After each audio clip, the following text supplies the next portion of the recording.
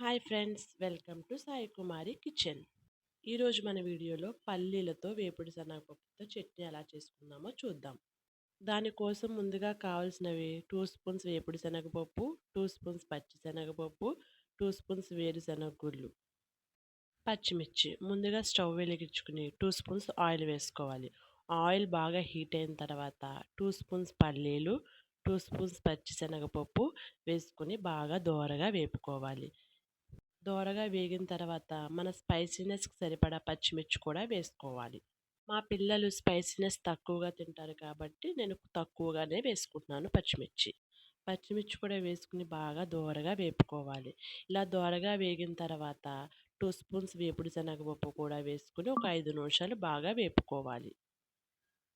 వేపుడు శనగపప్పుని ఆయిల్లో ఫ్రై చేయడం వల్ల చట్నీ చాలా టేస్టీగా ఉంటుంది. బాగా దోరగా వేగిన తర్వాత మిక్సీ గిన్నెలోకి తీసుకోవాలి. రుచికి సరిపడా ఉప్పు కూడా వేసుకోవాలి. బాగా చల్లారిన తర్వాత వీటిని మిక్సీ పట్టుకుందాం. ఫస్ట్ టైం నా వీడియో కనుక చూసినట్లయితే ప్లీజ్ అండి లైక్ చేయండి, షేర్ చేయండి, సబ్స్క్రైబ్ చేయండి. బాగా చల్లారిన తర్వాత వాటర్ పోసి మిక్సీ పట్టుకోవాలి.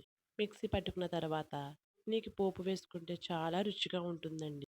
పోపుకి 1 స్పూన్ ఆయిల్ పోసుకుని ఆవాలు, జీలకర్ర, మినప్పప్పు, ఎండుమిర్చి, కరివేపాకు వేసుకుని బాగా వేపుకోవాలి. ఇలా వేగిన పోపుని చట్నీలో వేసుకోవటమే. అంతే, పల్లీలు వేపుడు శనగపప్పుతో చట్నీ రెడీ. కూడా ట్రై చేయండి, తప్పకుండా నచ్చుతుంది. Please subscribe. Bye bye.